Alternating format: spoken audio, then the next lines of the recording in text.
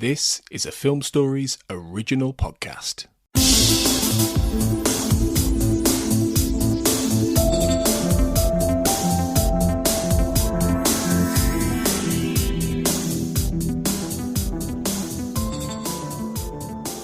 Welcome back, everybody, to the Xcast X-Files Podwatch. This is episode 104. We've come a long way. Today we're covering My Struggle and Founder's Mutation. I'm your host today, Carl Sweeney, and I'm joined again by Baz Greenland. Hey there, Baz. Hi. Okay, so before we talk about the episode specifically, I was just wondering if you could tell me, do you remember how you were feeling before watching, the first new episode in many years? Were you excited? How did you feel? It was an interesting one because I've been rewatching the show in the lead up. I got as far as the beginning of season 5 before, and I kind of got to the point where, okay, I'm going to stop there and then catch up later. So it's probably, we'll get onto the season in a minute, but actually I kind of, I finished around the Red trilogy, beginning of season 5. So in some ways, I'd been watching it for months. But it was quite weird to see it on TV, see it with adverts, see the title sequence in HD, and it was an interesting experience. It's a little bit weird because I was reviewing it as well for the digital fix. You kind of come to the mind, you observe every fine detail about the show. And I think it's probably a series that this is season 10, the one I've enjoyed probably more on repeat viewing as well. I've come to appreciate a lot more about it, but It was definitely weird. I think I'll probably be slightly more relaxed about it. Kind of going to season 11, kind of know how the scene's been set now and so on. Yeah. All right, let's take a look at these then. The first episode of season 10 was My Struggle. It was broadcast in January 2016 for the first time in America, and these episodes were broadcast on consecutive nights, actually. My Struggle was written and directed by Chris Carter. This is the episode that sees Mulder and Scully, now separated, meet with a popular online conspiracy theorist called Tad O'Malley, who claims to have proof of the government using alien technology. Okay, Baz, take it away. What are your thoughts on My Struggle overall? Oh, it's an interesting one. I like it more now than I did at first.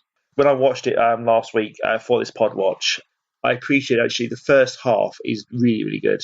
It's really slick. I love the stuff with the UFO crash and kind of make it kind of a bit modernized as well. And actually, the chemistry between Mulder and Scully is still there.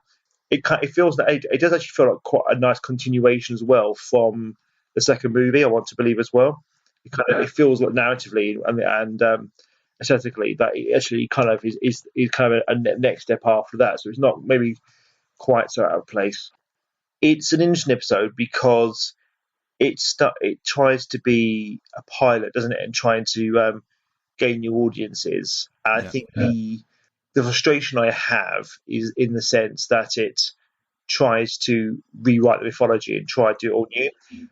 Personally, I don't think it works at all. Maybe it's because I just seen Guests of Men through Red X2 literally days before. And this is kind of a carbon copy. It's like, oh, actually, no, aliens aren't real. It's all a hoax. It's all humans manufacturing it.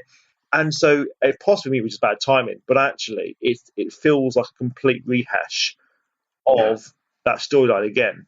And obviously, jumping ahead, there are possible, rumours about the new season, which just maybe some more faces coming out, which means actually maybe they're going to do what they did back in season 5 and go, actually, it's not a hoax. You made it pretend it's a hoax, so that actually the real stuff can come back in later.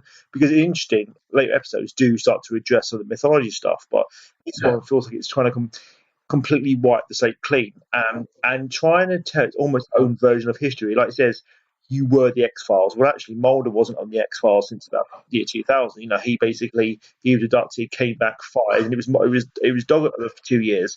There's no mention, of course, of Doggett, and there's no mention of Reyes. And it's all very much like it's kind of like Mulder was the X-Files. It closed down. It kind of plays very loosely in a way that it kind of suggests that it ignores later years as well.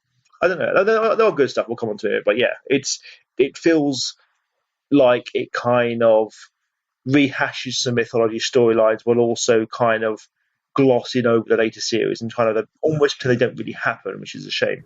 I think I may have had the opposite reaction to you in that I think I like this episode a lot less now than I did first time round. What I will say is that it goes past very quickly, so it's not like one of those episodes that kind of drags while you're watching it. It goes by like quite frenetically, I think. It is. I think they all are, to be honest. Season 10 is very slick in general. Yeah. I do have some big problems with this. Yeah, it's interesting that you mentioned Gethsemane. Yeah. And I think one problem I have with Gethsemane is that it's quite hard in some ways to believe that Michael Critchgau would have changed Mulder's mind so rapidly. You know, you're asked to accept like a massive about turn from Mulder, and I don't think it quite pulls it off. I think it's a pretty good episode, but I don't think it quite carries off that element. And here, I just do not buy at all that Mulder is, has his mind swayed by Sveta. Yeah, just by the fact that she says there were men there or whatever. I don't know. I think you possibly could have done something like that, but it would have had to be a much more gradual dawning on Mulder that something's wrong. Exactly. Or something much more dramatic to kind of kick it off. I think that's a big ask, to be honest. Yeah. I think that, agree. I think the two things I have an issue with really are, as great as it is, Mulder's suddenly wonder at seeing his UFO. And I'm thinking, what about Antarctica? What about all the stuff he went through? And then the whole thing of, and then you say, Sveta's the key to everything we're searching for. What about Gibson Praise? It's like you've just forgotten huge rod. You kind of only remember in the very beginning of the X-Files almost. It just, that is really frustrating. Yeah, well, that moment with the UFO, I don't mind so much because, like in Antarctica, he didn't know he was in a UFO until it flew away. At least in this episode, he's got a bit of time to like examine it and stuff. Yeah. So I didn't mind that so much. Yeah, but the Sveta thing bothers me. Yeah. I think it's quite an uneven episode in some ways. I think that Gillian Anderson has spoken about finding it quite hard to get back into the character of Scully. And I think there are some moments here where it's very apparent that she is finding it difficult. So I'm thinking of that scene on the porch with Mulder, where she's saying to him, you so badly want to believe. And I just don't buy her in that scene at all. No, you can see she's struggling a bit. I mean, once you get past the episode and then get back into the X-Files, it's much more, the chemistry's there again. But it's a bit of a, I think I said, you're right at that pacing. I think the first half I quite like.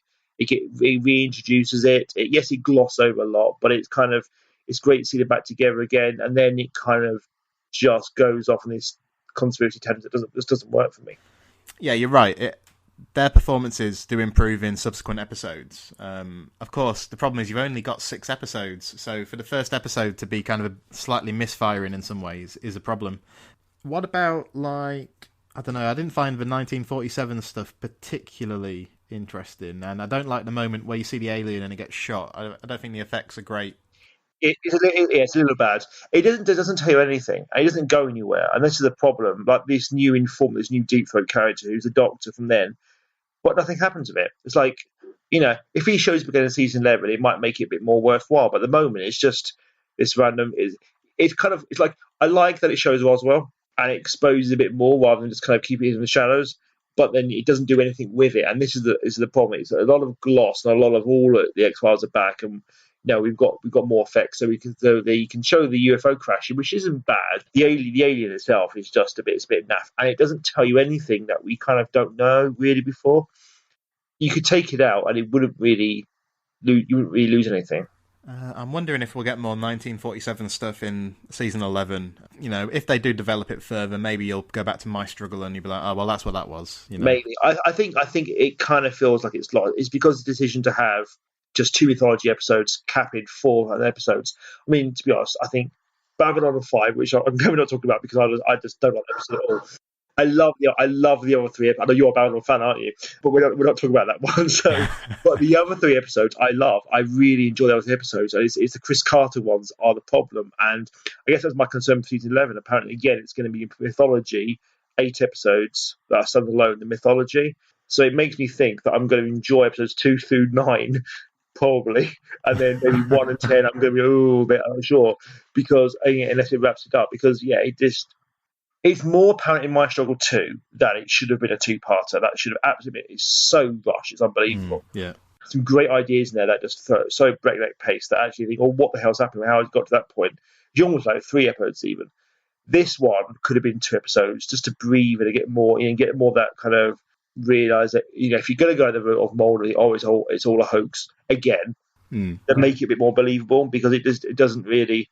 It's like I think you said about the performances as well. I think it's like Gillian Anderson, David Duchovny, when they're back in doing the X Files and investigating strange cases and conspiracies, they're fine. They're great. They're having a great time. But when you're trying to get them kind of the angsty drama of what's going on here, and the big conspiracy, and what's the government trying to do using alien technology, it's all just a bit like, it's almost ham, isn't it? It's almost hammy. And I think the whole speech with Mulder about trying to retcon the 2012 invasion, which they never did, into this kind of emerging into War of Terror, it's just so over the top. And when Scully says you can't say these things, it's true. You can't actually go down with this twaddle. Yeah. And it just feels like, really, this is the direction I'm going. So I'm kind of glad that My Struggle 2 went, maybe it's aliens in the end anyway. We will see. Yeah, I think a lot of people would agree with you that Babylon would be their least favourite episode of this season. This is my least favourite episode of season 10, because I think this is a more harmful episode to the series. Like, yeah. If you don't like Babylon, you kind of shrug it off. It's a standalone, even though they shouldn't really have done an episode like that when they've only doing 6, I don't think. But this is like, in the original series, I'd say Fight Club's the worst episode. But something like William is much more harmful to the series because it affects the overall storyline. So, I hate William with a passion so much. Yeah. But yeah, I agree. It's for me, it's second worst because I hate Babylon. But I don't hate this episode. But yeah, it is harmful, and it tries, and it kind of just kind of pisses off with the fans, really, doesn't it? He says, "Oh, forget all that stuff you invested in for so many years. We're gonna throw it all out the window." It's like, it's one of those things, and you see it in movies, particularly in movies that continue from a TV show. Yeah, they're so desperate to get new fans and get people back into it. And it was a little bit of the X-Files movie, but I think the first one worked quite well, even regardless. Is that they don't respect the fans enough who invested that time, and it's almost too much tension paid on new viewers, and so much of this is trying to go, well, actually, don't worry if you haven't invested in 9 years of the X-Files and 2 movies. We'll fill you in now. But it makes it, well, what was the point of series like 6 through 9? I'll tell you the other thing I don't buy in this episode. I don't really buy their reassignment to the X-Files, really. No. I think if you compare that to like the early episodes of season 2 and that moment where Skinner reopens the X-Files, that felt more earned to me. Whereas here, It's kind of like arbitrary. I don't really know why Skinner has... I know he had that discussion with Mulder in the office, but I'm not sure that's sufficient. No. Skinner's utterly wasted in this series, to be honest. I hope to get more Skinner next one, because all the character development of Skinner from the latest series is getting thrown out the window in this one. He's back to being almost the antagonist boss, and it doesn't work at all. The last one I want to talk about as well is Ted O'Malley. What are your thoughts on him? I mean, I know he's a famous actor. I don't really know him from anything else. I haven't seen his other stuff. Yeah, I've seen Joe McCarley in Community, and he's great in Community. I love the show. I hate him in this. Well, what I don't think is that, like, especially in My Struggle 2, kind of like the interludes where you see his show or whatever are not very compelling. It's god awful, to be honest. Yeah. Yeah, it's kind of cringeworthy. So, I find he's so earnest, so false as a character that, I mean, I think Joe McCarthy can play good characters, and I think he's engaging in this, but the character is terrible. And and this whole hit about, was a relationship with Scully that kind of goes in there, and no, that thing where he like takes her out in the limo and stuff, that's very odd. Like, I don't necessarily object to Scully going on a date with somebody or whatever, but you got to find a better way to do it, I think. Yeah. Is there anything else we want to bring up about My Struggle before we go on to Founders Mutation? I think for me, there's some good stuff in there, but the mythology stuff it's just a write-off for me. I think you're right. I think that's why it's harmful. So I think there's some interesting ideas kind of like in there somewhere. I don't think they reach their full fruition.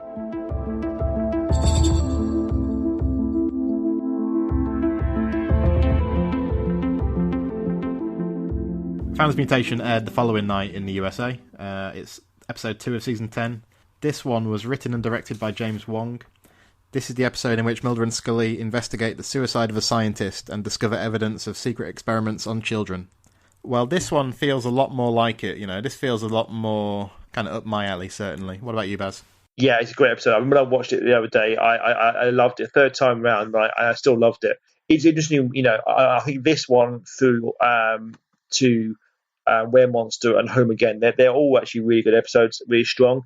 In some ways, this is probably the strongest X-Files episode. this is probably epitomizes the X-Files done now, but done well. It's very slick, very modern, but it also is a really good kind of X-Files episode as well. Yeah, I think there's some very strong stuff here. I agree with you. There are times when I think this might be the best of the new season.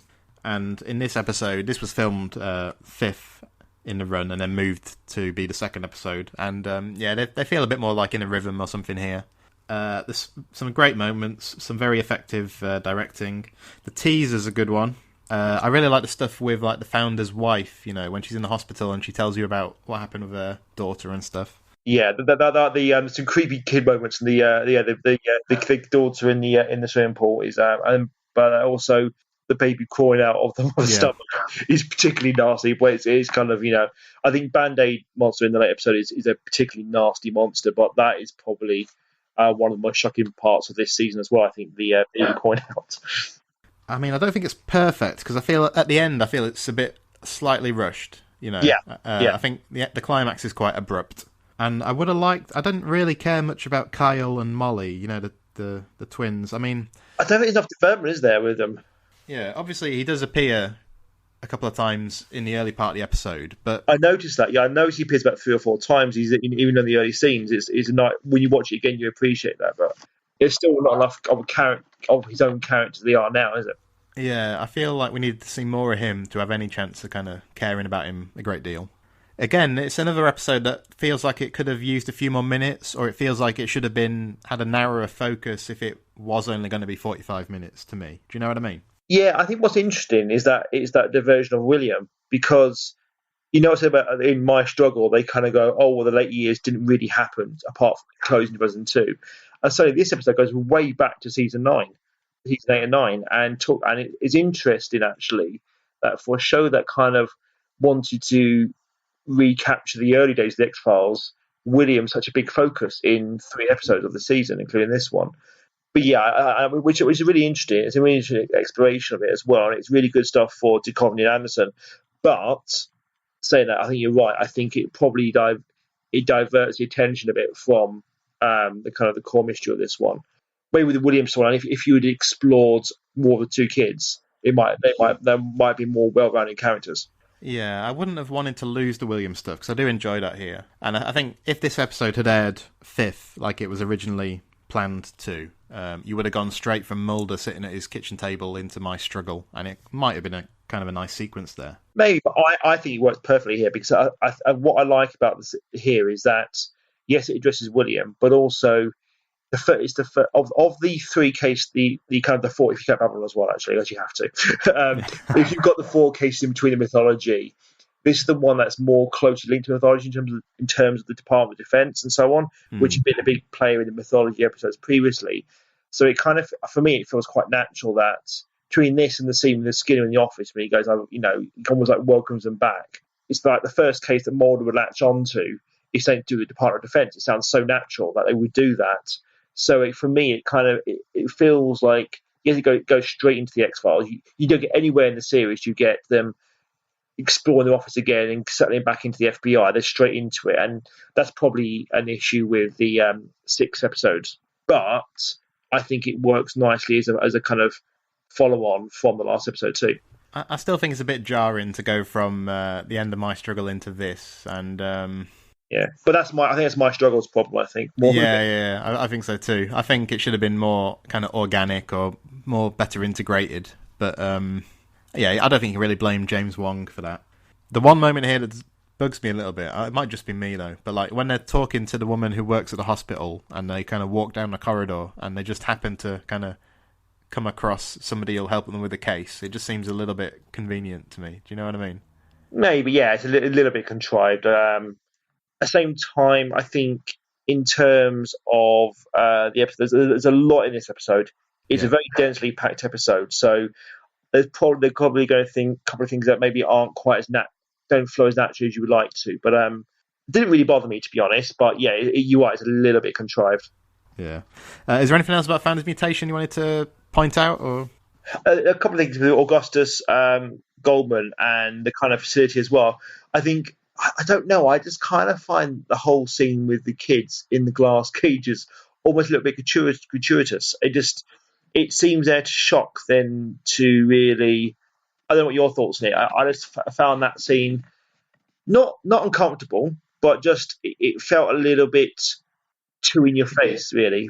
Well, what I did like was there's actually a very, very subtle moment, I think, where he kind of says, do you want to talk to, I think he's called Adam. Yeah. And if you look at Gillian Anderson, she plays it well, actually, that she kind of registers a slight moment of discomfort. Then she kind of realises that, she shouldn't feel uncomfortable just talking to him because of his physical deformities. Yeah, that's nice, definitely. I also, but you said about the end as well. Yeah, it is an interesting one because it feels like, in some ways, Mulder and Scully are completely reckless. Why would they bring the son to the facility, knowing what's likely going to happen, knowing this kid is killed? It seems like they almost purposely set up Augustus Goldman's death at the end by bringing him there. But I think once you get past, I do actually quite like the scene when the daughter Molly, she starts using her powers and throwing across the room, and Goldman's death is quite nasty as well. So there's some. What it then ends abruptly afterwards. I think the whole sequence when the brothers to reconnect and then all hell breaks loose is quite a good, quite dramatic ending as well. All right, tomorrow on the podcast, it's Mulder and Scully meet the Weremonster and home again. In the meantime, you can find us on Twitter at the X_cast, and if you type in Xcast on Facebook, you should find our page and our group, which is called X-Files Basement, the Xcast Podcast Fan Group. But until next time, listeners, trust no one.